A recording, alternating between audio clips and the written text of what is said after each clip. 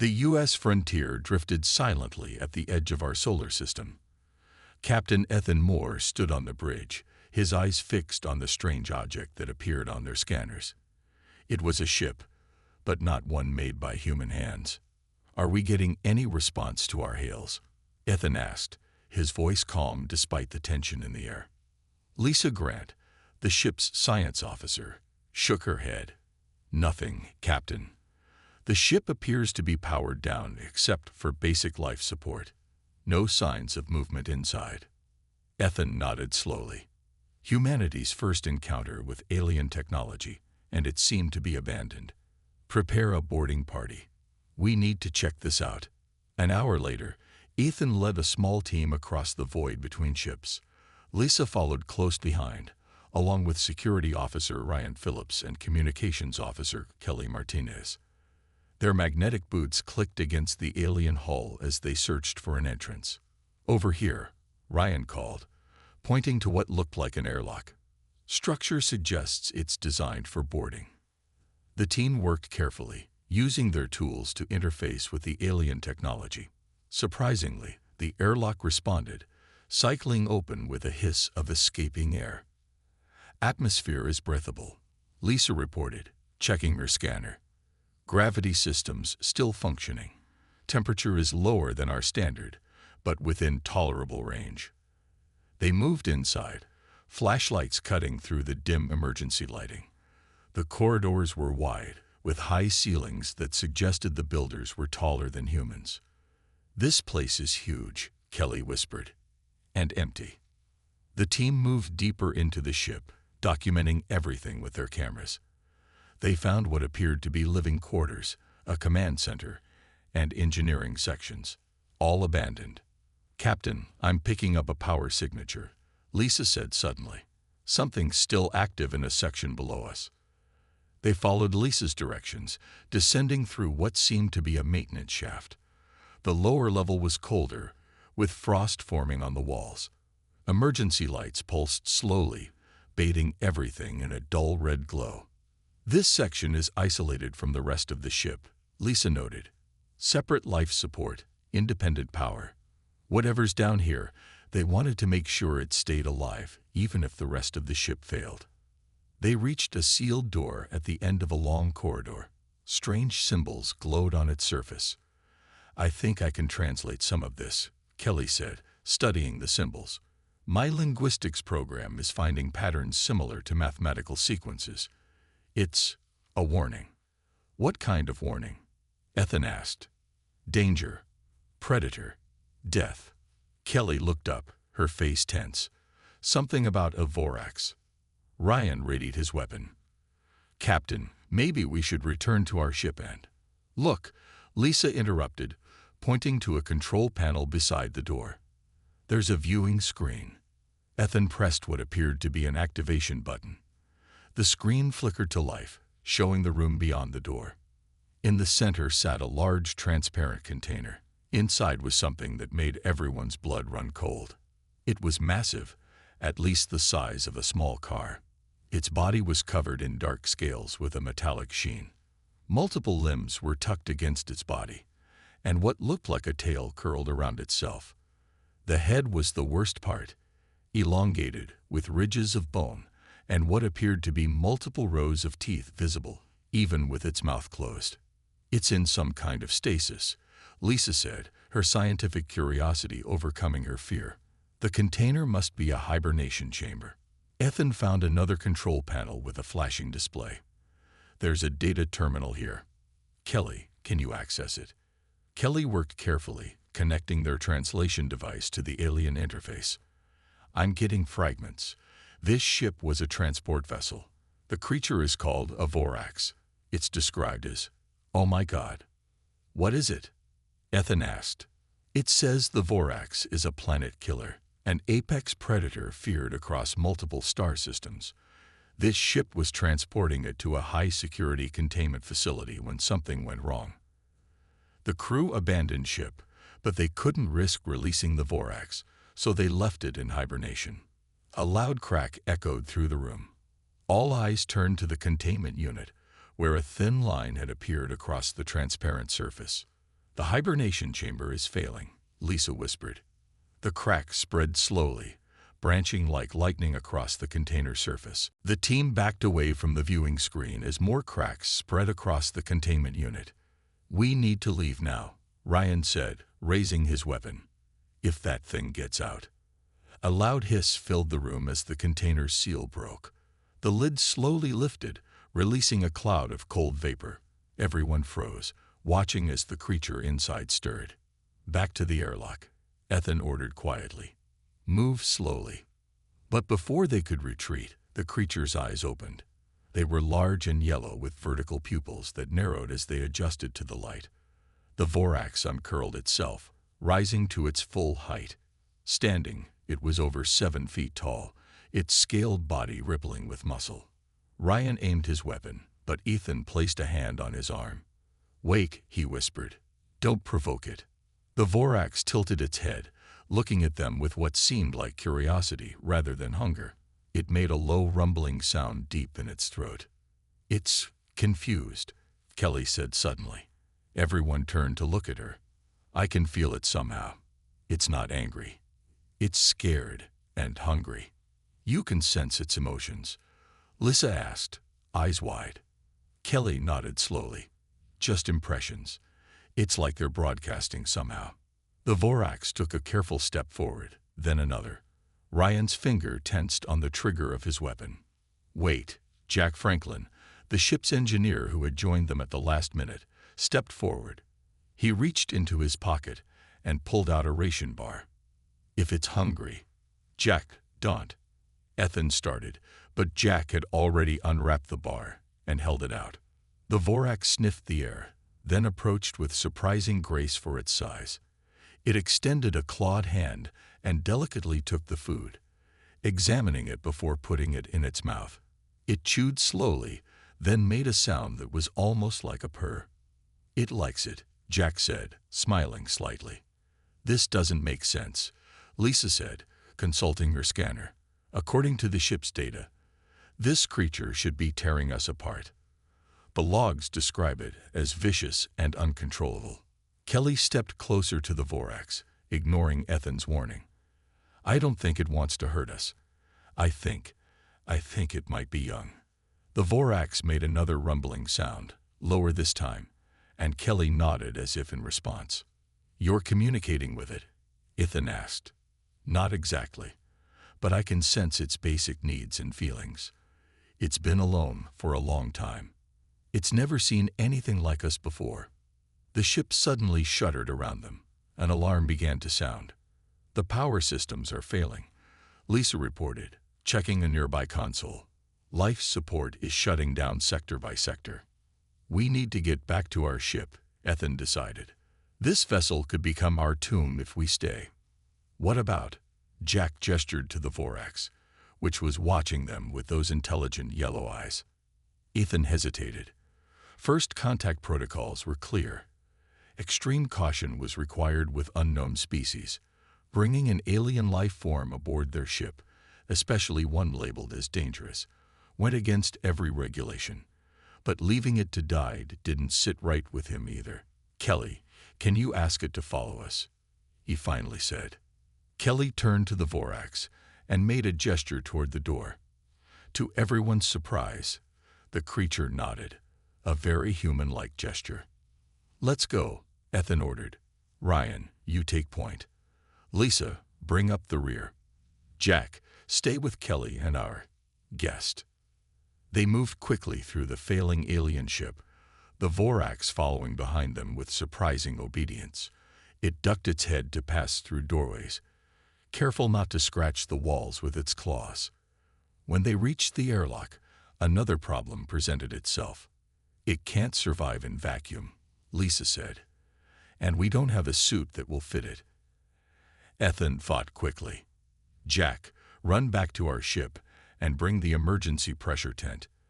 We'll use that to get it across. As Jack hurried away, the Vorax settled onto its haunches beside Kelly, watching the humans with what almost looked like trust. Kelly placed a hand near, not touching, the creature's arm. The Vorax looked at her hand, then back at her face. What have we gotten ourselves into? Ethan wondered aloud as the ship around them continued to fail. 3 days passed on the U.S. frontier. The Vorax had been given a cargo bay as living space, with Lisa and her science team studying it from a safe distance. Kelly spent hours each day with the creature, working on basic communication. The Vorax learned quickly, now responding to simple hand signals and even attempting to mimic human speech with its unusual vocal cords. Ethan sat in his office, staring at the screen where Ambassador Nicole Peters looked back at him with a grim expression. "You did what?" she asked, her voice tight with disbelief. "We rescued an alien creature from a failing ship," Ethan repeated. "The data labeled it as dangerous. But it's been completely docile. Captain Moore, that's not just any alien creature. The Galactic Concord has sent an emergency transmission. According to them, you've taken aboard a Vorax, a planet killer." Ethan frowned. The Galactic Concord. I wasn't aware Earth had contact with any galactic government. "We didn't until yesterday," Nicole explained. "They reached out the moment they detected the Vorax life sign on your ship. They're demanding immediate termination of what they call the Death Monster." Termination. Ethan shook his head. "Ambassador, this creature hasn't shown any sign of aggression. If anything, it's been curious and cautious." Nicole sighed. "The Concord representatives were shocked when I told them we're keeping it alive. They're sending a delegation to witness the situation firsthand. They'll arrive within 48 hours. After the call ended, Ethan headed to the cargo bay. He found Lisa examining data on her tablet, while Kelly sat near the Vorax, who was carefully stacking metal containers into a tower. "It's playing," Lisa said when she noticed Ethan's surprised expression. "We've been observing problem-solving behaviors. Watch this."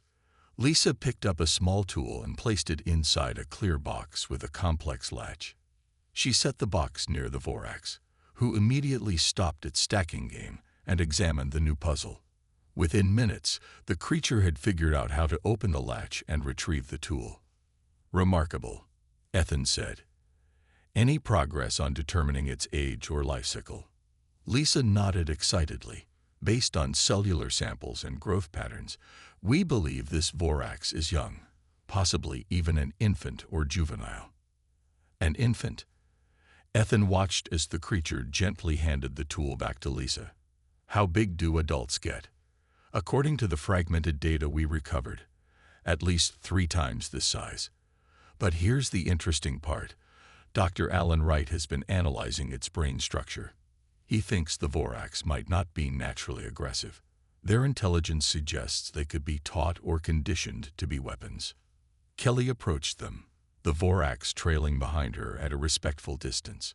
"It's learning more words. Watch." She turned to the Vorax. "Friend," she said clearly. The Vorax made a rumbling sound that vaguely resembled "friend." "It's trying to talk," Ethan said, amazed. Kelly nodded. "It understands the concept too. It keeps referring to me as friend in its emotional projections." Ethan's communication device beeped. "The alien delegation will be here tomorrow," he told them. "They want the Vorax destroyed." The Vorax tilted its head, yellow eyes focusing on Ethan as if it understood his words. A low growl emerged from its throat. "It's not angry," Kelly quickly explained. "It's concerned. I think it understood the word destroyed." "What do we do, Captain?" Lisa asked. Before Ethan could answer, an alert sounded throughout the ship. "Bridge to Captain Moore," came the first officer's voice. "We've detected an approaching vessel. It's massive, sir." Ethan hurried to the nearest viewing port, followed by Lisa and Kelly. The Vorax joined them, pressing its face against the reinforced glass. Outside, a ship was approaching, easily 10 times the size of the Frontier. Its design was angular and predatory, covered in what appeared to be weapon systems. "The Concord delegation is early," Ethan said grimly. The Vorax made a sound unlike anything they'd heard before, a high keening noise that made the hair on their arms stand up. "It's afraid," Kelly whispered. very afraid. The Concorde delegation arrived with great ceremony. 5 aliens stepped onto the U.S. frontier, led by Kaz-Tar, a tall reptilian being with emerald scales and 4 arms. His yellow eyes narrowed as he surveyed the human greeting party. "Captain Moore," he said, his voice translated through a device on his chest. "Where is the death monster you harbor?" Ethan stepped forward. "Ambassador Kaz-Tar, the creature we rescued is in a secure area. I assure you it has shown no signs of aggression." Kaz-Tar hissed, a sound that might have been laughter. "No signs yet. That is how they deceive.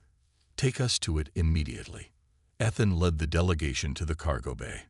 Kelly was already there with the Vorax, who was sitting calmly on the floor drawing shapes with its claw on an electronic tablet Lisa had provided. When the delegation entered, the Vorax looked up. Upon seeing Kaz-Tar, it made a soft, rumbling sound and moved closer to Kelly. "By the void," one of the smaller aliens gasped. "It's not restrained." Kaz-Tar's upper arms reached for weapons that weren't there. "This is madness. You allow it to roam free." "As you can see," Ethan said calmly, "it's perfectly peaceful. This is Officer Kelly Martinez, who has established a connection with the Vorax." Kelly nodded to the aliens. "It's been responding well to basic training and communication exercises. Watch this." She turned to the Vorax. "Rex, can you bring me the blue cube?" The delegation collectively gasped as Kelly used a name for the feared predator. "You named it?" Kaz-Tar asked, his voice filled with horror. "Like a pet." The Vorax, now known as Rex, ignored the commotion and carefully selected a blue cube from a pile of objects. It carried the cube to Kelly and placed it gently in her hand. "Good job, Rex," Kelly said, patting its scaled arm lightly. Rex made a purring sound and sat beside her. "Impossible," whispered one of the alien delegates, this one with pale blue skin and large eyes. "The monsters cannot be tamed. They destroyed 3 of our colony worlds." Daniel Rice, the ship's cultural officer, stepped forward. "Perhaps there's been a misunderstanding. Our studies suggest this Vorax is quite young. Dr. Wright believes they aren't naturally aggressive, but might be conditioned to be weapons." Kaz-Tar's tail lashed angrily. "You know nothing, humans. These creatures are death itself. They cannot be reasoned with or tamed." As if to prove him wrong, Rex picked up the tablet again and showed Kelly what it had drawn. A crude but recognizable picture of Kelly herself. "It's learning and creating," Lisa explained to the delegation. "We believe the Vorax are highly intelligent. Rex has been helping us understand the alien ship's technology as well." To demonstrate, she picked up a damaged component from the alien vessel. Rex studied it, turned it over in its clawed hands, then pointed to a specific part and made a series of gestures. "It's showing us how to fix it," Jack explained from a nearby console. "Last week, it helped us repair our auxiliary power coupling. Saved us days of work." Kaz-Tar and his delegation watched in silence, their expressions moving from fear to confusion to disbelief. "Captain Moore," the cultural officer whispered to Ethan, "I have a theory about why humans can interact with the Vorax differently. Unlike most Concorde species, humans evolved as predators ourselves. We understand predatory behavior in a way prey species might not." Ethan nodded thoughtfully as he watched Rex gently play a simple pattern-matching game with Kelly. "Enough of this," Kaz-Tar finally said. "We have seen what we came to see. Your species is either incredibly brave or incredibly foolish. The Concorde will need to discuss this development." As the delegation prepared to leave, Rex watched them go. Once they were out of sight, it made a sound that almost seemed like a sigh of relief. "You didn't like them much, did you?" Kelly asked quietly. Rex pressed its large claw gently against Kelly's hand in what had become their gesture of agreement. Then it looked toward the stars visible through the viewport and made a soft, longing sound. "I think," Kelly said to Ethan, "it's trying to tell us something about its home." 1 week after the Concorde delegation left, the U.S. frontier was heading back to Earth. Rex had become an unofficial crew member, learning more words each day and helping with simple tasks around the ship. Lisa continued her research, amazed by the creature's rapid learning and gentle nature. Captain Moore was on the bridge when the alert sounded. "Sir," the navigation officer called, "we've got multiple ships entering the system. They're big." The screen showed 7 large vessels approaching Earth. Their designs matched the Sharath ship that had brought Kaz-Tar and his delegation. "Open a channel," Ethan ordered. The screen changed to show Kaz-Tar's face, now decorated with war paint. "Captain Moore," the alien said, his voice cold. "The Concord High Council has reached a decision. The Vorax must be destroyed. All humans who have had contact with it must be examined for mental corruption. Surrender the creature immediately." Ethan stood tall. "Ambassador, we respectfully decline. Rex has shown no signs of being a threat. In fact, it's been helpful and friendly. So the corruption has already spread," Kaz-Tar hissed. "Then we have no choice. We will take the monster by force." The transmission ended. Ethan quickly contacted Earth's Defense Command and Ambassador Peters. "The Seraph battle fleet is demanding we hand over the Vorax," he explained. "We need time to find a diplomatic solution." Nichols' face was grim.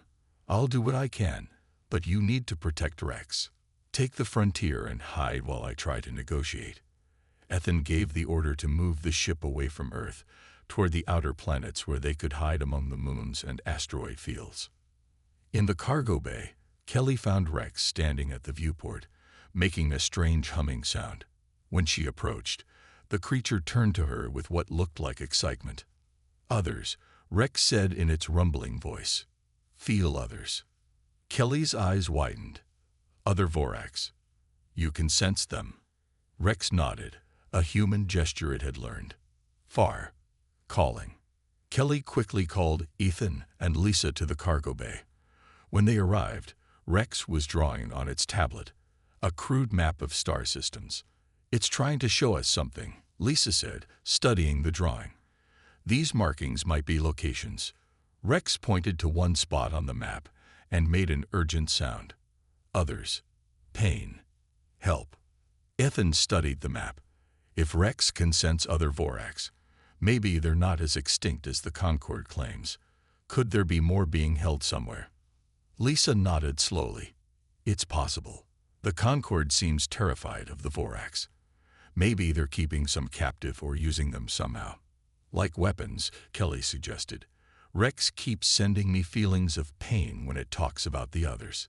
The ship shuddered as a warning alarm sounded. "Captain to the bridge," came an urgent call. "The Seraph fleet has found us." On the bridge, the screen showed 3 Sharath ships approaching their hiding place near Europa. "They're charging weapons," the tactical officer reported. Ethan made a quick decision. "Set course for these coordinates," he said, pointing to the location Rex had indicated on its map. "Maximum speed." The U.S. frontier shot forward, barely avoiding the first volley of Sharath weapons fire.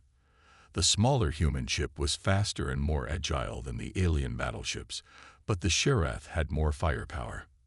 "They're pursuing, sir," the navigation officer reported. "Keep going," Ethan ordered. "If Rex is right, we might find answers where we're headed." In the cargo bay, Rex stood with Kelly, both watching the stars streak by. The creature made a soft, sad sound. "What's wrong?" Kelly asked. Rex touched her hand with its claw. "Bad place. Hurt place. But must go." Kelly felt a chill. Whatever they were heading toward, Rex was afraid of it. Yet it still wanted to go there. "Why must we go if it's a bad place?" she asked.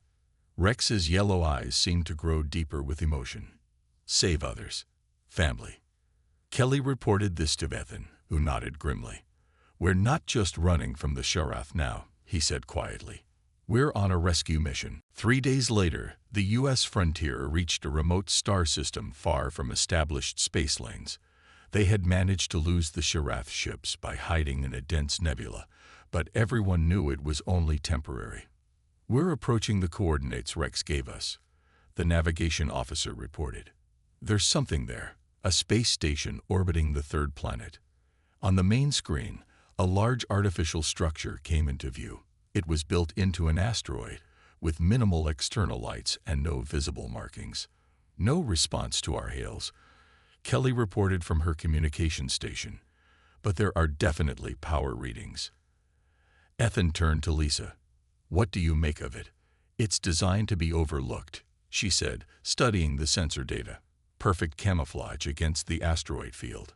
Someone doesn't want to be found." Rex entered the bridge with Jack. The Vorax had never been on the bridge before, but Ethan had made an exception given the circumstances. When Rex saw the station on the screen, it made a low, pained sound and pointed with a trembling claw. "Hurt place," it said. "Others inside."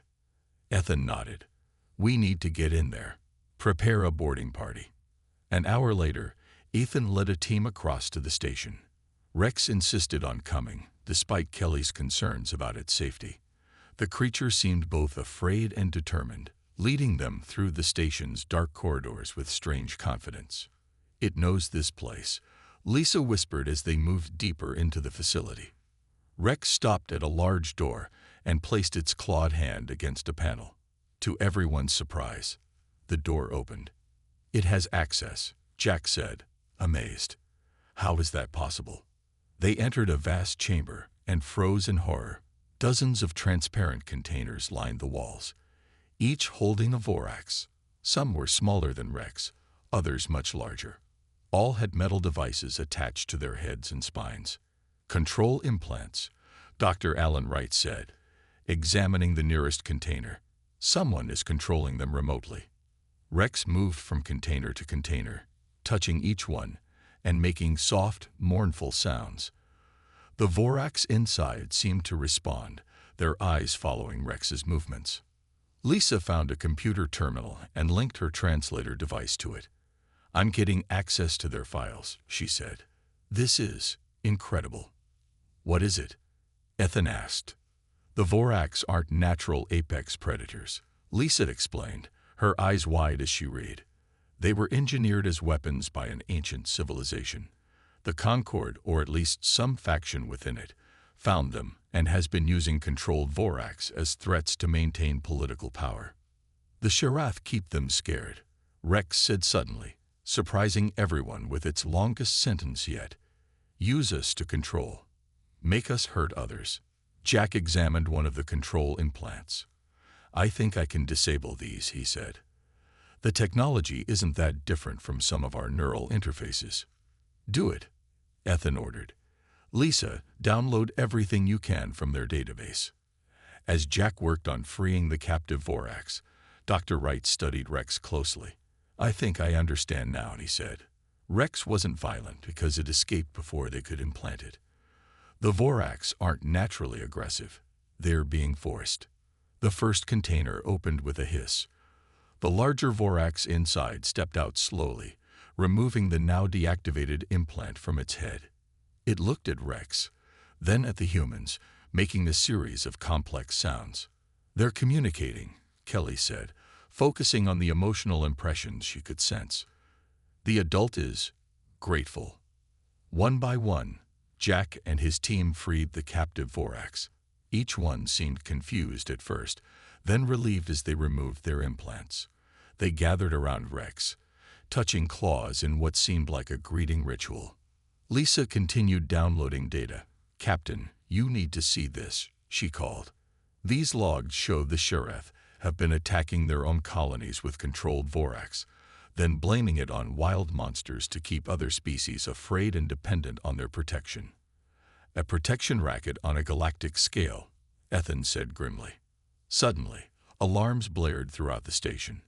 "Multiple ships approaching," Kelly reported through the comlink. "It's the Sharath fleet. They found us." The station shook as the first Sharath weapons hit its outer defenses. Ethan looked at the freed Vorax, now numbering more than 30. "We need to get back to our ship," he said urgently. "But we don't have room for all of them." Rex stepped forward, standing taller than before, as if finding courage in the presence of its kind. It made a series of clicks and rumbles to the largest Vorax, who responded with similar sounds. "They're making a plan," Kelly translated, her face showing surprise at the complexity of emotions she was receiving. "The adult Vorax know how to operate the station. They want to help us fight." Outside, the Seraph fleet surrounded the station and the U.S. frontier. On the main Seraph ship, High Commander Vexnar stood on his bridge, his 4 arms crossed in satisfaction. "We have them," he told his officers. "Destroy the human vessel first, then we will cleanse the facility of all contaminants." Back on the station, Ethan and his team rushed to return to their ship. Rex and 3 other Vorax insisted on coming with them, while the rest stayed to operate the station's defenses. As they crossed back to the frontier, the station's weapons came to life, firing at the Seraph ships with surprising accuracy. "The Vorax know exactly where to hit them," Lisa observed, watching the battle from the airlock. "They must have detailed knowledge of Seraph ship design." Once aboard, Ethan raced to the bridge. "Status report." "We're outgunned, sir," the tactical officer replied. 7 Seraph battleships against us and the station. The station's giving them trouble, but it won't last long." "Captain," Kelly called from her station, "Rex is asking to use our communications array.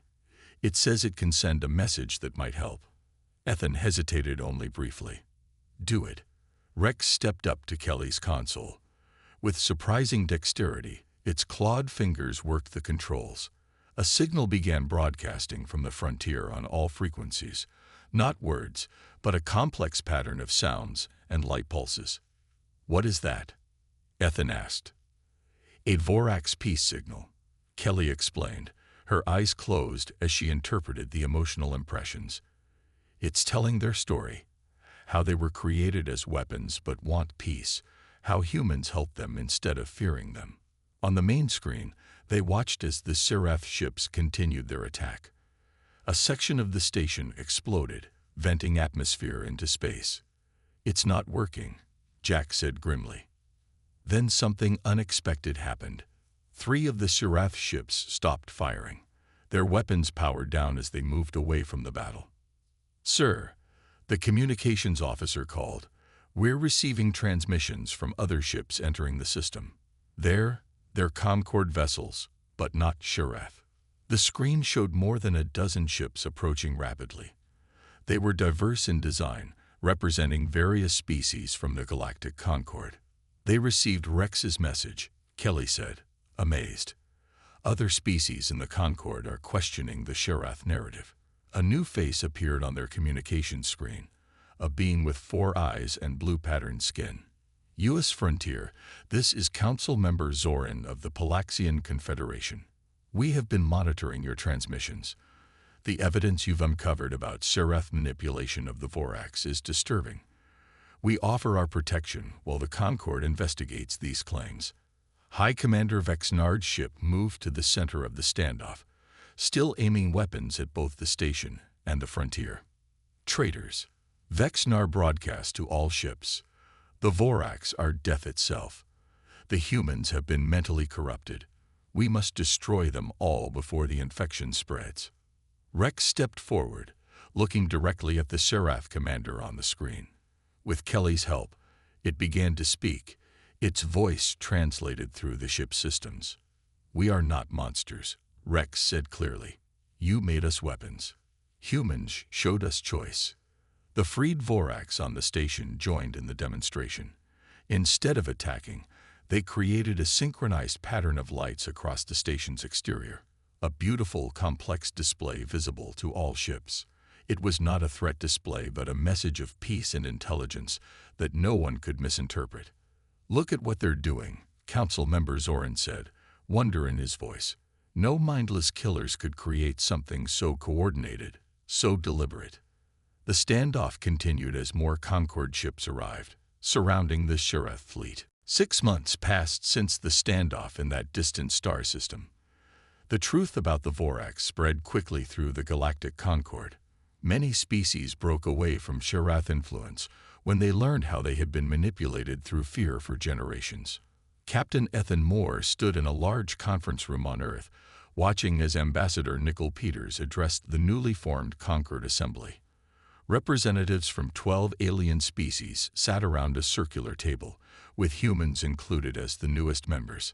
The evidence provided by the U.S. Frontier crew has been verified, Nicol said, her voice steady and clear. The Seraph leadership has been using controlled Vorax as weapons while spreading fear of them as wild monsters. This deception ends today. On a raised platform beside Nicol stood Rex, now wearing a special translator device around its neck. The Vorax had become Earth's unofficial ambassador to its own kind. "My people thank humans," Rex said, its speech much improved after months of practice. "You saw us as living beings, not weapons. You showed Galaxy new way." Council member Zorin nodded in agreement. The Palaxian Confederation offers formal apology to the Vorax species. "We were blind to your suffering." After the assembly, Ethan walked with Kelly through a park near the conference center. Several Vorax were there, playing with human children under the watchful but relaxed eyes of their parents. "I never thought I'd see this," Ethan said, smiling as a small Vorax carefully pushed a child on a swing. "The galaxy's most feared predator is now a playmate." Kelly nodded. "They're fitting in better than anyone expected. Their natural protectiveness makes them excellent guardians once they bond with someone." They stopped by a bench where Lisa sat reviewing data on her tablet. "The integration program is proceeding well," she reported. 47 Vorax have chosen to live on Earth, with more requesting permission each month. "And the breeding program?" Ethan asked. "The first clutch of eggs hatched last week," Lisa said, showing him images of small Vorax hatchlings. "Born free, with no control implants or conditioning. They'll grow up knowing only peace." Across the park, they saw Rex meeting with Dr. Alan Wright and Jack Franklin. The three had become an unlikely research team, combining Vorax knowledge with human ingenuity to develop new technologies. "The joint human-Vorax expedition leaves next month," Kelly mentioned. "Rex has been chosen as the lead navigator. They believe they might find more Vorax on the outer rim worlds." Ethan watched as a young girl offered a flower to a juvenile Vorax, who carefully took it and tucked it behind one of its head ridges. "I still can't believe how different things turned out. When we found that hibernation chamber, I thought we were looking at a monster." "Humans understood what others couldn't," Kelly said. "Your species evolved as predators too, but chose compassion. You saw yourselves in us, even in our otherness." They turned to see Rex approaching, its yellow eyes bright with intelligence. "Captain," it greeted Ethan. "Good news from Homeworld. More Sheriff leaders confessed to using control devices. My people being freed." "That is good news, Rex," Ethan replied. "How many more stations have been found?" 3, Rex said. "Over 200 of my kind freed now, learning to live without commands." The Vorax looked up at the evening sky, where stars were beginning to appear. "Soon we go to stars together. Human Vorax crews. Find others. Make peace." As darkness fell, they watched a large transport ship descend toward the spaceport. It carried representatives from 4 more Concord species coming to meet the humans who had changed the balance of power across the galaxy with simple kindness. "The Sheriff were right about one thing," Kelly said quietly. "The Vorax were dangerous, just not in the way they claimed. It was the idea that was dangerous. The idea that a feared predator could become a friend." Rex made a sound that they had all come to recognize as laughter. "Humans strange," it said, touching Kelly's shoulder gently with one claw. "Sea monster, make friend. Galaxy fear predator. Humans make house puppy." As they walked back toward the conference center, a shooting star crossed the sky, a symbol of the new path that humans and Vorax would travel together.